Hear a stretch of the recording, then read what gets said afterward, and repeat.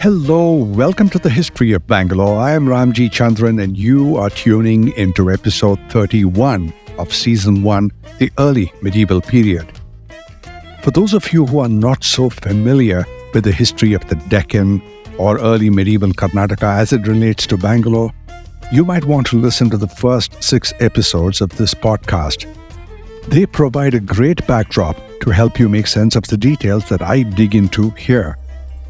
And now, picking up from where I left off in the last episode, Ereyappa or Nitimarga was on the throne of the Gangas, and I ended the last episode at the point when the chieftain of Begur, Nagatara, fell in the Battle of Tumbepadi, fighting under orders from his overlord Nitimarga, against whom we assume was Nolamba king, Veeramahendra. And you've joined me today as I dive into a rather tumultuous period in the last days of the Gangas. Now to get back to the story in its timeline, we are in the beginning of the 10th century, and this is the penultimate, last but one episode in my series on the Gangas. But before I plunge in, I would be remiss if I did not thank my sponsors, the Prestige Group, whose support makes this podcast possible. Building cities one landmark at a time, they transform dreams into reality. You can be a part of the future. Simply add prestige to your life. Alright, so we are in the early 10th century, and things are getting shaky for the Gangas. Trouble for a dynasty often starts when vassals or small neighbors start to act up. It's one thing for major empires to clash. They plan, they strategize, and usually there's a level of mutual respect or fear in play. But when vassals start testing boundaries, it's often because they sense that an empire might be losing its grip. And sometimes the signs of decline aren't even visible, just a perceived weakness, maybe an unusual decision, some sort of departure from the norm. For the Gangas, those cracks were real. They had been through the ringer over the centuries, and while they had ended their conflict with the Rashtrakutas, peace is overrated when it comes with compromise. And the compromise was that the Gangas needed to reconcile with being vassals of the Rashtrakutas. But that's something that they simply would not do. And it transpired that Amogavarsha was not merely making peace. He would end an expensive and destructive war and still be able to achieve the Rashtrakutas' objective of subjugating the Gangas, at bargain prices on top of it. Amogavarsha had installed a Mahamandaleshwara in Manyapura or Manne, one of the capitals of the Gangas. A Mahamandaleshwara is a rank. It's more important than a general, but less important than a viceroy. It was telling that this person, referred to as Sampaya, was a relative of Bankesha, the man who had recently attacked the Gangavadi and almost completely defeated it. If nothing else, the presence of this uninvited VIP guest stationed in Manne at that was an irritant and a reminder that Amogavarsha was really the boss. On top of that, the Rashtrakutas had held on to a place in the Gangavadi called Kambolage, and there is some talk about a battle between them. Details about this battle, assuming there was a major battle, are sketchy, and there's a brief mention on a stray inscription. The inscription does mention that the Gangas had won this battle, but clearly it didn't change the equation with the Rashtrakutas by much. If Nitimarga could do nothing about that Mahamandaleshwara, Sampaya, he certainly took steps against the other thorn on his side, Veeramahendra Nolamba, who had killed his vassal Nagatara at Tumbepadi. Veeramahendra, an ambitious man, had increased his presence and power and had soon expanded the Nolamba kingdom all the way east to Dharmapuri and Kanchipuram. And now, departing from the practice of 3 of his predecessors, he declared his independence from the Gangas and actively challenged their overlordship. Things came to a head in the Battle of Penjeru. The town of Penjeru, also known in the past as Henjeru, is today Hemavati, a showcase for some wonderful Nolamba architecture and sculptures. The town of Hemavati, which is once the capital of the Nolambas, is today a border town on the Karnataka-Andhra border. Now, this is a rather curious part of the border where small patches of land of one state are almost surrounded by the land on the other state. Now, Hemavati itself is less than 5 kilometers from the Karnataka border on both sides, east and west. Similarly, in another place, there's a north-south gap of less than 5 kilometers. And if you go through that gap from Karnataka, you get into another territory which is about 5 square kilometers of Karnataka, almost entirely surrounded by Andhra. Take a look at the map, it's interesting. But back in the medieval period too, the borders were seemingly no less whimsical. The Nolamba territory, or the Nolamba Wadi, bordered the Ganga Wadi. Areas of the Nolamba Wadi came into parts of the modern-day Bangalore district, where both the Gangas and the Nolambas shared borders. Now, the free-spirited Veera Mahendra was easily the most ambitious and aggressive king of the Nolambas, and the Battle of Penjuru between the Gangas and the Nolambas was therefore inevitable. The fact that Mahendra's mother Jaya Bey was a Ganga princess did not matter a whit. This bloody battle was described on inscriptions in the typical way that important battles are described, with a lot of blood, arrows like raindrops, headless trunks of bodies, and mutilated elephants. But this one also featured goblins and pishashis, which are demons or ghosts. Now, following the battle, Nitimarga occupied several other areas of the Nolamba Wadi, and there is some mention that Mahendra's successors swore loyalty to Nitimarga, but that anyway is something that would change after his death. Nitimarga's victory over Mahendra helped in an important way. You might remember from earlier episodes about that pesky collateral branch of the Gangas, now ruled by Prithvipati II, and they decided to merge with the main branch, and now there was unity in the family. In 919 AD, some say 921, Nitimarga II died. Political narratives tend to focus on wars. In this case, it is particularly so because if you look at the timelines, the lives of the Gangas were indeed spent endlessly looking over their shoulders or causing someone else to do so. Now, while being in war or preparing for one appears to have been the default situation, kings also tended to receive a good education as princes right from childhood in matters of epistemology, critical thinking, problem solving, management. But importantly, they were schooled in the arts, music, poetry, literature. And in a time of poor to no publicly available education, these abilities were available with very few. Art and culture appears to have travelled in the blood of many of the Ganga kings. They were accomplished in the arts, and they were, let's call them, published authors. This included Madhava, Durvinita, Shivamara, but all of them unfailingly respected knowledge and patronized architects, poets, musicians, and writers. Now, Nitimarga himself was a man of the arts. The Nanjangud inscription described him as a singer, that he played instruments, that he was a classical dancer and a distinguished grammarian, and he was said to be a very pious Jain. Now, while Prashastis tend towards extreme flattery, historian Sheikh Ali pointed out that the descriptions about Nitimarga are a little more muted and more respectful. Nitimarga was succeeded by his sons, Narasimhadeva, Rajamalla, and Butuga, and also a daughter. Now, succession was not a problem in this case. It was not contested, and Narasimhadeva ascended the throne but only spent 6 years on the throne. And so uneventful were these years that he commissioned no inscriptions and left no records. And just as easily as he has slipped into the throne, he appears to have slipped out. In 925 AD, his younger brother, Rachamalla III, succeeded him. Rachamalla's succession, though, was not as smooth and as uneventful as his brother's.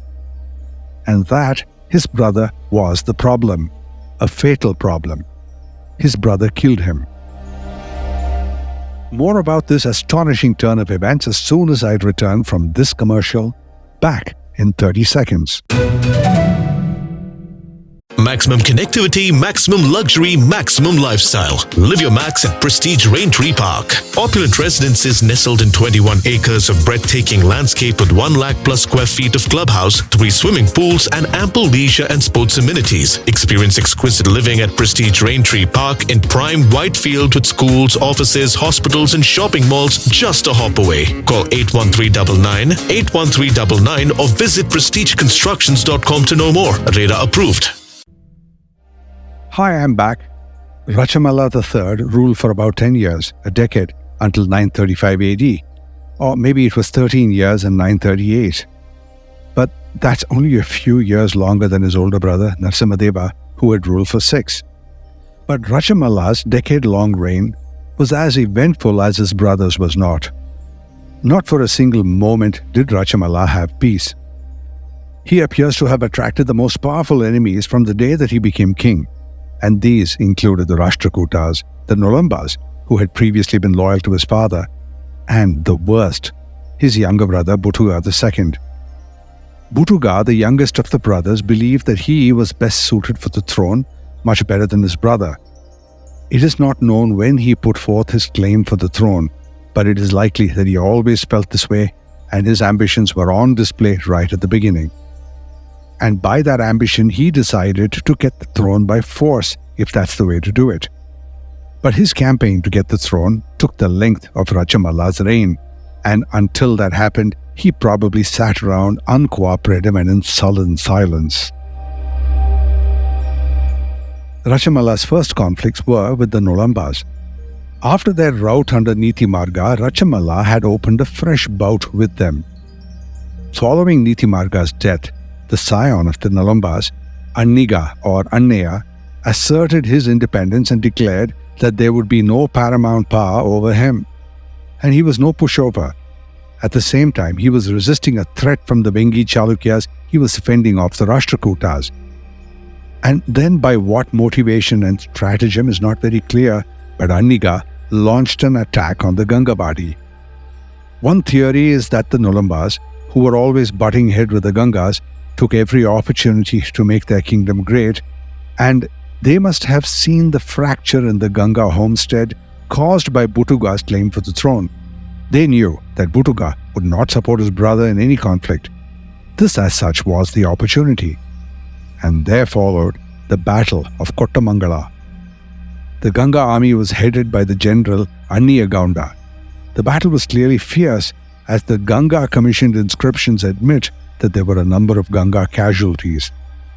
The Kurlur inscription reads, "Slaying foot soldiers with his arrow, horses with his sword, and elephants with his single-sent elephant, King Rachamalla conquered and put to flight the Nolamba Anniga in the famous Kottamangala battle, and taking pity on the trembling enemy, took him under his protection." Read simply, after Anniga lost the battle, he agreed to become a vassal of the Gangas. In earlier episodes, I had pointed out how these very literary inscription composers and writers took these inscriptions as an opportunity, as an outlet for their creativity. The Karhad inscription on the same subject is an example. That one reads, "While his prowess which destroyed number of Gangas, his enemies as the heat dries up the stream of the Ganga was glowing, it is no matter for wonder that the Pallava king Anniga was beaten and reduced to a sad condition, and it is no wonder that fragrant leaves withered by the heat." Now, this account focuses more on poetry than it does on the horrors of the battle, as the Kurlur inscription did. In this inscription, the poet indulged in a little wordplay, using Pratapa, meaning glory, and Parimalita, meaning perfumed. It makes one yearn for the simplicity and unambiguity of a declarative sentence. By process of elimination, we know that the Battle of Kottamangala happened around 930 AD. While all this was going on, there came about 2 matters of significance. First, the ruling king of the Rashtrakutas was Ahmogavarsha III. Not much is known about this king other than a marriage alliance. he gave his daughter Revakannimadi in marriage to Rachamala's younger brother Butuga II. Now this is not to be confused with the earlier and more illustrious Amogavarsha giving his daughter Chandraballabe in marriage to the earlier Butuga. The significance of this, the later marriage, was that the Rashtrakutas were now bound to Butuga by family ties, and they would go on to support Butuga's bid to take over the Ganga throne away from his older brother Rachamala III. Of second and of larger significance was the change of guard at the Rashtrakuta headquarters. In 935 or slightly before, Amogavarsha had gone, and in his place came the aggressive and much feared Krishna III. In a previous episode titled The Last Days, I went over Krishna III in some detail. Now this alliance between Krishna III and Butuga did not bode well for Rajamala, because Butuga II was the son-in-law of the Rashtrakutas and a brother-in-law of Krishna III. He had the support of Krishna. That apart, let's not forget that the Rashtrakutas had for generations wanted to subjugate the Gangas. But the Gangas were indomitable and would not be kept down. Therefore, any sign of their increased strength would have been perceived as another lock on the door for the Rashtrakutas. By this I mean that Rachamala's victory over the Nolambas and the subjugation of Aniga could not have been received with too much joy in the camp of Krishna. The balance of power was tilting, and Rachamala needed to be checked. Conveniently, Butuga had always wanted the throne and was ready to fight for it. And Krishna let loose this dog of war. On a fateful day, sometime between 935 and 939 AD, Butuga attacked his older brother in his greed to usurp the throne. There was never a question about whether or not Rachamala could have stood against the might of the mighty Rashtrakutas. He had no chance. A number of records describe this battle, and analysts have fallen about trying to figure out whether Krishna III did or did not participate personally, but it doesn't matter. The result of this war was fratricide, and the bloodthirsty Butuga met his brother on the battlefield and killed him by his own hand. And watching all this intently from the shadows backstage were the greatest threat to all kingdoms in the south, the Cholas. Rachamala was an unfortunate king of the Gangas. He was not destined for a natural death. His reign was marked by intense troubles, always at war with his neighbors, and not the least his brother. And this is the reason we know very little about Rachamala. For example, for his tastes in art and literature, we remain in the dark. The total absence of any information or anything else that he did, and what his extracurricular activities may have been, were all lost to the headlines of war. We do know from a couple of inscriptions that he followed the established customs of his time and adhered to the Jaina faith like his predecessors. But about everything else, we know very little. But that's understandable. Given this man's absurd preoccupations, it's likely that he hardly had any time at all to focus on trivialities, when each day made no promise about the next, and every decision was a calculation between life and death. The Gangas enjoyed a brief burst of renewed glory in the reign of Butuga II, following all this fratricidal bloodletting. But just as quickly, those embers started to die with the other kings and ended with the suicide of Narasimha II. All that is coming up in the next episode, right here, very soon. I am Ramjee Chandran, and this is the History of Bangalore.